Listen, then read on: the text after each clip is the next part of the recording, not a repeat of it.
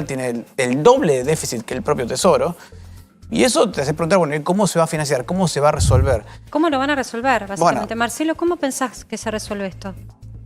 Bueno, evidentemente lo que vemos acá es un intento de, entre comillas, salida a costa de la población. Vos fíjate lo siguiente, tenemos este nivel terrorífico de inflación. Todavía uno escucha funcionarios del gobierno diciendo en estas horas, bueno, este es el punto más alto al cual llegamos, ¿no es cierto? El mes de marzo. Íbamos a tener un 3%, ¿no? Claro, ¿no es cierto? Ese tipo de expresiones. Pero lo que viene, hay que decirlo, va a ser peor. Vos fíjate lo siguiente. Contame por qué. Hace 4 o 5 días se tomó esta medida del dólar agro, ¿no? Que lleva la posibilidad de que un conjunto de productos que se exportan se los reconozca a 300 pesos el dólar. Cuando esto era solo el dólar soja, nos decían no va a tener impacto en la inflación interna porque la soja no es un alimento de consumo interno. Igual tuvo impacto porque se encadena con el cerdo, con las aves y todo lo demás. Pero ahora, en este dólar a 300 pesos, tenemos la yerba mate, el aceite, la carne, el pescado. Es decir, es una devaluación hecha y derecha, encubierta, ¿no es cierto?, como si fuera un intento de evitar una devaluación. ¿A cuánto se van a ir los precios de estos productos si es que en parte, ¿no es cierto?, ya comenzaron a subir? ¿Se contempla, vos que me difaste? Ahí hablaba Alberto Fernández del Fondo Monetario, en esta cosa, ¿no es cierto?, que vemos del gobierno de declararse víctima de la política que el mismo gobierno firmó con el Fondo Monetario y promovió. Esa es la ¿no parte cierto? que no se entiende. Pero, si algo hay que revisar ese acuerdo, hagámoslo. Claro. Pero lo hicieron ustedes. Por eso, pero No lo hizo Marcelo Ramal. Ahí te quiero hacer, fíjate, la siguiente observación. El acuerdo es muy rígido en lo que tiene que ver con reservas internacionales, déficit fiscal, pero es bastante benigno en el tema de la meta de inflación, ¿no? Es como que lo deja correr. ¿Por qué? Porque esta inflación que vemos acá ha sido el gran mecanismo del ajuste. Las asignaciones sociales, todo lo que es el gasto social en partidas presupuestarias, en términos reales cayó como resultado de que tuvieron aumentos menores que la inflación.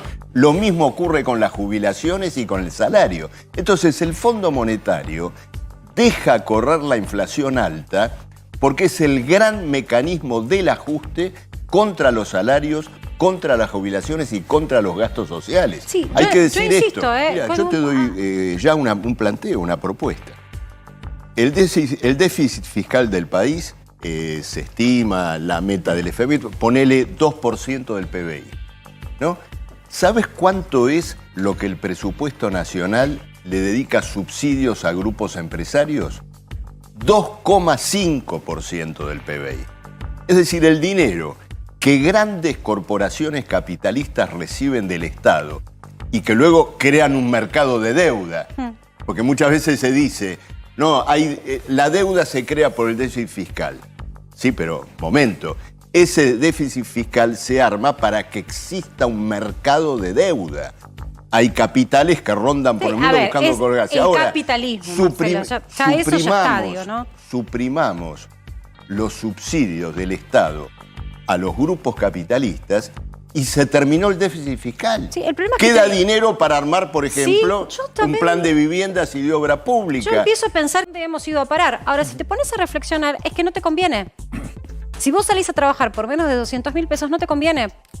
No llegás a poder cubrir tus necesidades. Y esto es de lo que quiero hablar con vos, Daniel. A mí me llama la atención este número. Bueno, es un sector de la sociedad, de clase media, hasta, digamos, hoy la mayoría de los... En los barrios, en los barrios populares de la Argentina se gana menos de 100.000 pesos como una media y sos pobre. Y hasta exagero. 60.000 pesos la media, de 60.000 pesos. Eso, de salario, más algunas asignaciones, más algún ingreso. Estamos hablando de la mayoría de los trabajadores de la Argentina gana menos de 100.000 pesos. Esa hoy es la realidad, por eso expresa una plataforma a la que accede un sector social.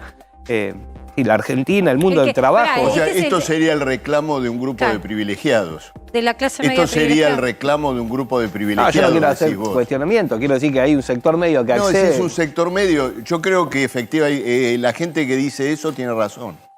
Para mí no hay ningún grupo de clase media, de no sé qué. No, pero Marcelo, yo lo que te estoy tienen diciendo es que razón la y mayoría de la seguramente gente se quedan vive cortos. con salarios mucho más bajos y trabaja, no es como Marcela que señala respecto de Sí, por y menos. está mal. Por supuesto Vos que está mal. deberías Yo te amo decir que eso está mal Pero por y que supuesto. esto está bien. Y te Pero escucho por decir supuesto. lo contrario. No, yo te estoy Eso diciendo me el diagnóstico resulta de la lamentable realidad. realmente. La realidad hoy en la Argentina, y es una realidad que hay que cambiar, es que los salarios están muy depreciados. vos Esa es la realidad vos concreta. fíjate qué gran diferencia entre el mundo del capital y el mundo del trabajo, ¿no?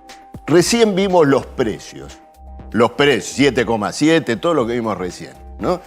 Ese es el mundo del capital, que te impone sus valores, porque esos precios ya están, los precios que hoy recibimos.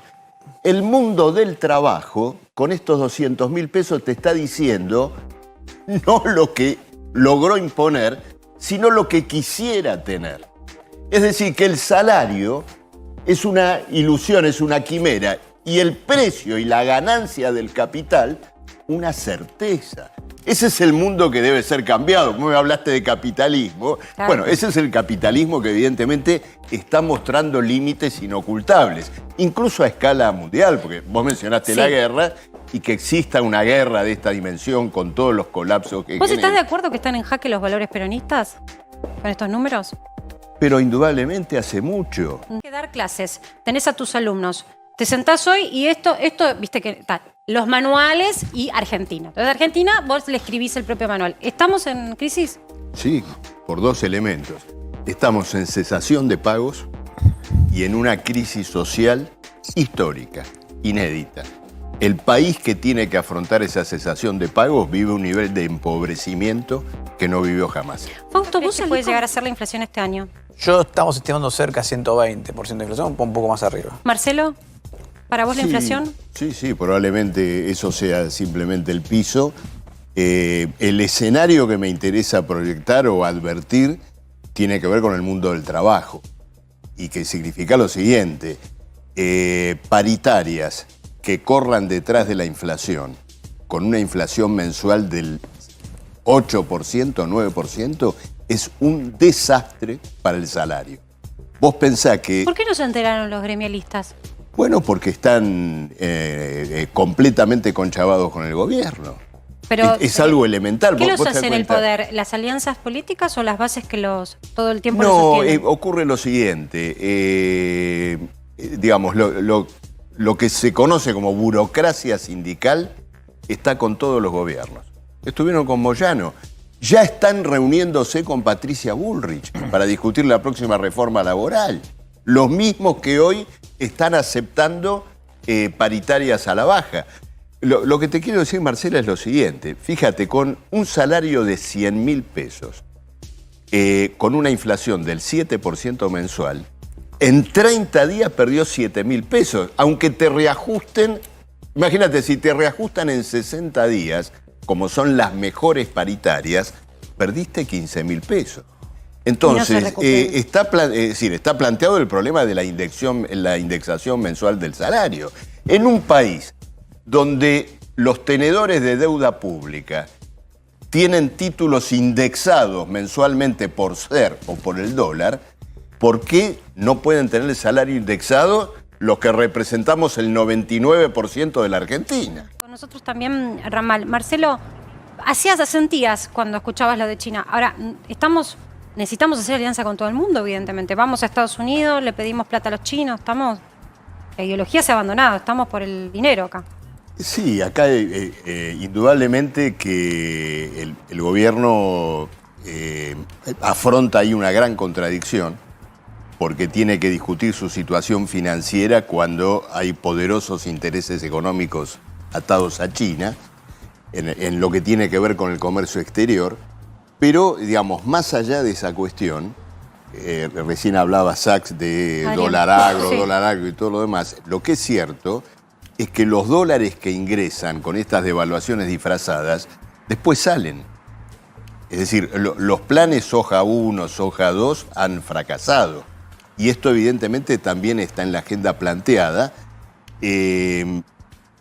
da toda la impresión, ya que se habla tanto de escenarios, que esta tercera etapa de dólares especiales puede ser el preámbulo de una devaluación de carácter general.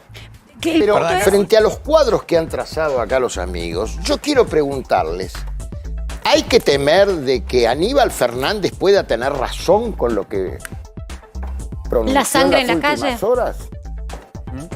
Bueno, te digo cómo veo las cosas. Primero, creo que cuando él habla baño de sangre y todo más, se refiere evidentemente a una reacción popular frente a lo que ocurre o puede ocurrir. Indudablemente que lo que están preparando gente como Bullrich y Milei creo que es muy negativo, ¿no es cierto?, para los trabajadores. Pero si se produce esa reacción popular, viene abonada por lo que está ocurriendo ahora. Con una inflación del casi el 8%, alimentos el 9%, y todo este cuadro de caída de los ingresos, se está abonando indudablemente en un terreno. Ahora, en segundo lugar, me parece muy negativo y casi intimidador presentar a una reacción de los trabajadores como un futuro baño de sangre, porque es casi una amenaza al mundo del trabajo.